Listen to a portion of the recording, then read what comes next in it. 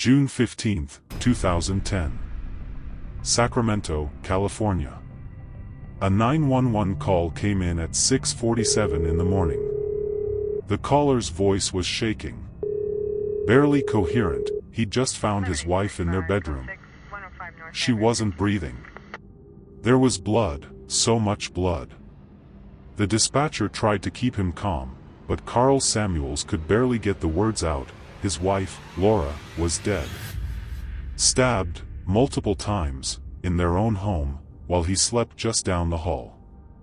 What police didn't know yet was that this wasn't a random attack. This wasn't a burglary gone wrong. This was something far more calculated, far more personal. This was about desire and about boundaries that were crossed. About a fantasy that four people agreed to explore together. A fantasy that one person couldn't let go of. A fantasy that became an obsession. And that obsession would end with a knife. With rage and even with murder. This is the story of how a marketing executive, a devoted mother of two, ended up dead because someone decided that if they couldn't have what they wanted, no one could. Laura Samuels was 34 years old in the spring of 2010. She worked as a marketing executive at Bright Ideas Marketing in Sacramento. People who knew her described her as ambitious, driven, the kind of woman who walked into a room and commanded attention without even trying. She had this energy about her. This warmth. Her coworkers loved her, her friends loved her. She balanced a demanding career with being a present mother to her two children, 10-year-old Ponderosa and 8-year-old Velveeta. On weekends, you'd find Laura hiking in the Sierra Nevada foothills or camping with her family. She loved the outdoors, loved being in nature. It was her escape from the corporate grind. Her husband, Carl, worked as a contractor for a tech company called TechSave. Government contracts mostly, long hours. He was quieter than Laura. More reserved. They'd been married for 12 years. 12 years of building a life together. A home in a nice neighborhood, 2 kids, 2 cars, the American dream. But like a lot of marriages that hit the 10-year mark, things had gotten routine, predictable. The spark that had been there in the beginning had faded into comfortable monotony. Date nights became rare, intimacy became scheduled. Carl felt it, Laura felt it. Neither of them knew how to fix it. That's when they met Jessica and Kenneth Planters. Jessica was a personal trainer, 29 years old, blonde, fit, confident. The kind of woman who turned heads at the gym. She worked at an upscale fitness center in downtown Sacramento, training clients who could afford her rates. Kenneth, her husband, was also a personal trainer at the same gym, 32 years old. Charismatic, always smiling and always joking. They seemed perfect together, the kind of couple you'd see in a fitness magazine. The Samuels and the Planters met at a neighborhood barbecue in March of 2010, just a casual gathering. Burgers on the grill, kids running around, small talk, but Carl and Jessica hit it off immediately. They talked about fitness, about careers, about life. Laura and Kenneth clicked too. There was this chemistry between the four of them. This ease. Within weeks, they were having dinner together, going out for drinks, becoming close friends. And then one night in April, after a few too many glasses of wine, someone said it out loud. The thing that had been hanging in the air for weeks. Carl said it first. Half joking, half serious. What if they tried something different? Something adventurous. What if they swapped partners, just once, just to see? There was silence. Then nervous laughter, but no one said no. Jessica leaned forward, her eyes on Carl. She said she'd thought about it too. Kenneth looked at Laura. Laura looked at Carl.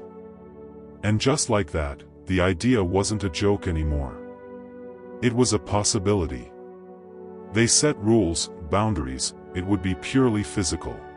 No emotions, no strings. What happened in the bedroom stayed in the bedroom. Everyone had to be comfortable. Everyone had to consent. The first time happened 2 weeks later, at the Planters' house. The kids were at sleepovers, the wine flowed, the music played. And then it happened. For Carl, it was exciting, new. For Laura, it was awkward at first, but she wanted to make her husband happy. For Kenneth, it was a thrill, a fantasy come to life, but for Jessica? For Jessica, something changed that night. Something shifted. She looked at Carl differently, touched him differently. She wanted more. What started as a mutual arrangement between consenting adults was about to become something none of them had anticipated. Because Jessica Planters wasn't interested in keeping things casual. She decided that Carl Samuels was the man she wanted, and she was willing to do anything to have him. The second encounter happened 3 weeks later, this time at the Samuels' house. Laura had agreed, but she was having second thoughts. She'd noticed changes in Carl. He was distracted, always on his phone, smiling at text messages he wouldn't show her. When she asked him about it, he brushed it off. "Work stress," he said. But Laura knew better. She'd seen the way Jessica looked at her husband, the way Jessica's hand lingered on his arm just a little too long, and the way she laughed at everything he said. After that second night, Laura told Carl she wanted to stop. She said it wasn't fun anymore, that it felt wrong, that she wanted to focus on their marriage, just the two of them. Carl agreed, or at least, he said he agreed. He told Jessica and Kenneth that they needed to pump the brakes. Take a break. Kenneth understood. He'd been feeling uncomfortable too. His wife had become obsessed. She talked about Carl constantly, compared Kenneth to him. Criticized everything Kenneth did. But Jessica didn't accept it. She started texting Carl. At first, they were friendly messages, casual check-ins, then they became more frequent, more intimate. She sent photos. She told him she couldn't stop thinking about him, that what they had was special, that she'd never felt this way before. Carl responded at first. He was flattered, tempted. But then the messages became suffocating. 10 texts a day, 20, 30. She showed up at his work, at his gym, at the grocery store near his house, always with an excuse, always with a reason, just happened to be in the neighborhood. Just wanted to say hi. Kenneth confronted his wife in early May. He found the text messages, hundreds of them. He saw the photos she'd sent. He demanded she stop. Jessica promised she would, but she didn't. She couldn't. She'd convinced herself that Carl felt the same way, that he was trapped in his marriage, that he wanted to be with her but didn't know how to leave Laura. Laura noticed Jessica's car parked across the street from their house one afternoon. Just sitting there. Watching. She told Carl. He said he'd handle it. He called Jessica. He was firm and direct. He told her it was over. That she needed to stop contacting him, that she was making everyone uncomfortable. Jessica cried. She begged. She said he was making a mistake, that they were meant to be together. Carl hung up and blocked her number. He thought that would be the end of it. It wasn't. On May 28th, Jessica showed up at Laura's office. She walked right past the receptionist, right into Laura's office. She closed the door behind her. Laura looked up from her computer, shocked. Jessica sat down. She told Laura that Carl was in love with her, that he told her he wanted to leave, that Laura was the only thing standing in their way. Laura stood up. She told Jessica to get out and to stay away from her family. Jessica didn't move. She stared at Laura with this cold, empty expression. And then she said something that made Laura's blood run cold. "You should be careful, Laura, accidents happen." Laura called the police that day.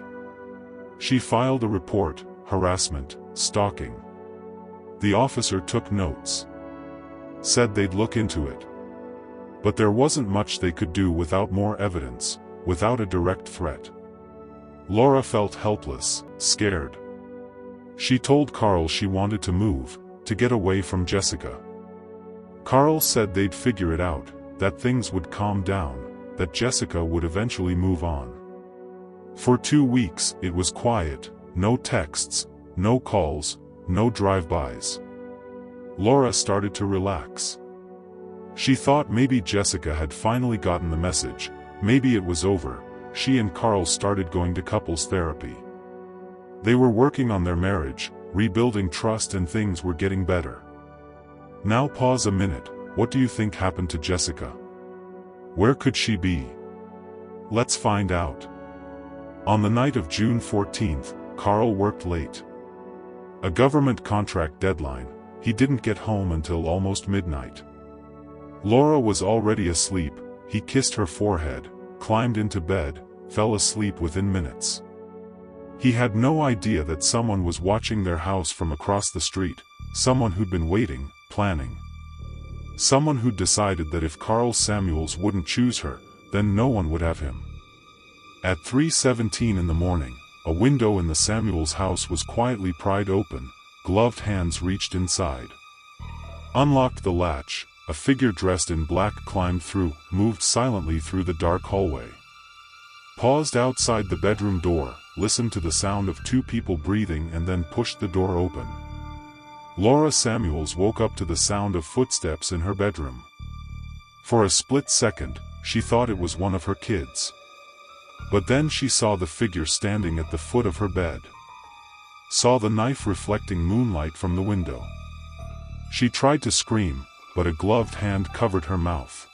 Kicked, struggled, tried to reach for Carl, but he was in a deep sleep, exhausted from work. The attack was brutal, vicious. The knife came down again and again. Laura fought back. Forensics would later find defensive wounds on her hands and forearms. She tried to protect herself, tried to push the attacker away, but it wasn't enough. The killer was fueled by rage, by jealousy, by a twisted sense of betrayal. 17 stab wounds to Laura's chest, neck, and abdomen. 17 times the knife plunged into her body while her husband slept less than 3 feet away. Carl woke up to the sound of his bedroom door slamming shut. He was disoriented. Groggy, he reached for Laura. His hand touched something wet, warm. He turned on the light, and that's when he saw her. Covered in blood, not moving. He screamed, grabbed his phone, dialed 911, tried to stop the bleeding, even though somewhere in his mind he knew it was too late. She was gone, his wife. The mother of his children, gone. When police arrived at 6:53 a.m., they found Carl sitting on the floor next to the bed. His hands covered in blood, his eyes empty, in shock. Officers secured the scene. Called for detectives, called for the coroner. This wasn't a suicide, this wasn't an accident. This was murder, premeditated, personal, rage-filled. Detective Marcus Johnson arrived at 7:15. He'd been with Sacramento PD for 19 years. Worked dozens of homicides, but this one felt different. The violence, the intimacy of it. This was personal. He walked through the house. Noted the open window in the guest room. The muddy footprints on the carpet, size 7. Women's running shoes. He photographed everything, documented everything. Detective Sofia Hernandez, Johnson's partner, interviewed Carl in the living room. He was shaking, crying. He told her about his marriage, about the wife-swapping arrangement, about Jessica Planters, about the harassment. About the threat Jessica had made to Laura 2 weeks earlier. Hernandez's eyes widened. She asked Carl if he thought Jessica could have done this. Carl looked at her, his voice barely a whisper. He said yes. He said he should have done more to protect Laura. That he should have taken the threat seriously. By 8 a.m., detectives had obtained a search warrant for Jessica Planter's home. They arrived with backup. Kenneth answered the door. He looked confused, terrified. He let them in without resistance. Jessica was in the bedroom, still in her pajamas. Or so it seemed. Detectives searched the house. In the garage, they found a pair of women's Nike running shoes. Size 7, with mud on the soles. In the bathroom trash, wrapped in a plastic bag, they found bloody clothes, black leggings, a black hoodie, gloves and a knife, the murder weapon. Jessica had been too arrogant to dispose of the evidence properly. Too convinced she'd gotten away with it. Detective Johnson placed Jessica Planters under arrest at 9:42 a.m., June 15, 2010. Less than 3 hours after Laura Samuels was found dead. Jessica didn't say a word, didn't ask for a lawyer, just stared straight ahead with those cold, empty eyes. The interrogation began at 11 a.m. Jessica sat across from Detectives Johnson and Hernandez in a windowless room at Sacramento Police Headquarters. She declined a lawyer, said she had nothing to hide. Johnson started slow, asked her about her relationship with the Samuels, about the wife-swapping arrangement. Jessica answered calmly. Too calmly. She admitted to the arrangement. Said it had been consensual, said everyone had agreed. Then Johnson showed her the phone records. Hundreds of text messages to Carl, dozens of calls. Jessica's expression didn't change. She said Carl had wanted to continue seeing her, that Laura had been controlling, that Carl had felt trapped. Hernandez leaned forward. Asked Jessica where she was the night of June 14th. Jessica said she was home. Asleep. With her husband. Kenneth would confirm it, she said. But Kenneth didn't confirm it. When detectives brought him in for questioning, he broke down. He said Jessica had left the house around 2:30 a.m., said she was going for a drive, that she needed to clear her head. He'd fallen back asleep. Woke up at 6 a.m. to find her in bed next to him. He didn't think anything of it at the time, but now. Now he knew. He told detectives he'd found blood on the bathroom sink that morning, a tiny spot Jessica had missed. He'd thought maybe she'd cut herself. He never imagined. Forensics came back within 48 hours. The blood on the clothes in Jessica's garage matched Laura Samuels'. The knife recovered from the trash had Laura's DNA on the blade and Jessica's fingerprints on the handle. The muddy footprints at the crime scene matched Jessica's running shoes. The timeline matched. The motive was clear. Jessica Planters had murdered Laura Samuels because she couldn't have Carl. On June 20th, the Sacramento District Attorney's Office charged Jessica Planters with first-degree murder. Premeditated, with special circumstances. The prosecutor assigned to the case was Lisa Kamabukuro. 45 years old, sharp, relentless, known for her conviction rate. She looked at the evidence, looked at the timeline, looked at Jessica's lack of remorse. And she knew this was going to trial. Jessica pleaded not guilty. Her public defender, a young attorney named Marcus Reed, argued that the evidence was circumstantial, that Jessica had been framed. That Kenneth had access to the same evidence and could have planted it to frame his wife. But the jury didn't buy it. The trial lasted 6 weeks. The prosecution presented over 200 pieces of evidence. Text messages, phone records, forensic reports, witness testimony from neighbors who'd seen Jessica's car near the Samuels' house. From Carl, who testified about Jessica's obsession. From Kenneth, who testified about his wife's behavior in the weeks leading up to the murder. The defense tried to create reasonable doubt, suggested alternative suspects, but it wasn't enough. On September 25, 2010, after deliberating for just 8 hours, the jury returned with a verdict. Guilty. First-degree murder. Jessica Planters showed no emotion, just stared straight ahead. Carl Samuels, sitting in the gallery with his 2 children, broke down in tears. Laura's family embraced, cried. Finally, there was justice. On October 12, 2010, Jessica Planters was sentenced to life in prison without the possibility of parole. Judge Raymond Mitchell called the crime calculated, cold-blooded, and inexcusable. He said Jessica had shown no remorse, no accountability, no humanity.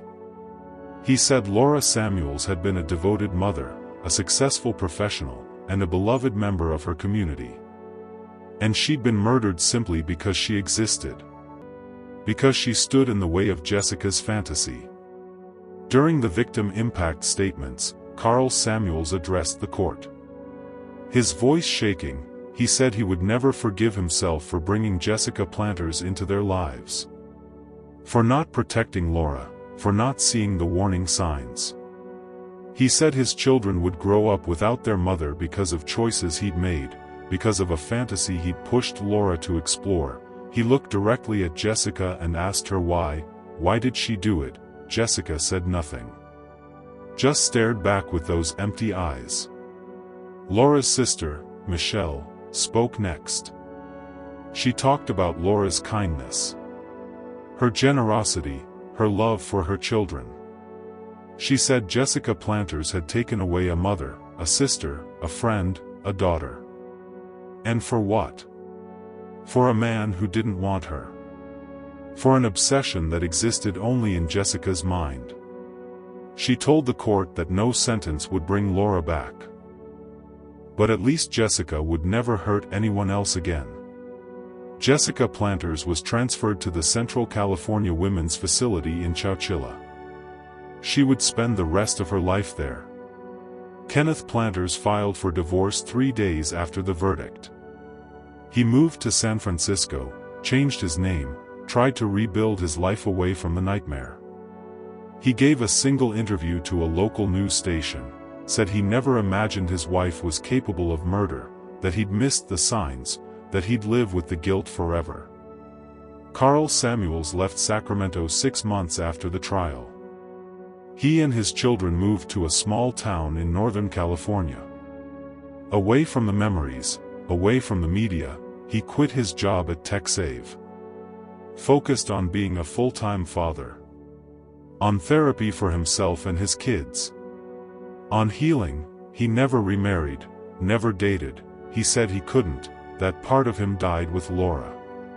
Today, Ponderosa and Valveda are in their 20s.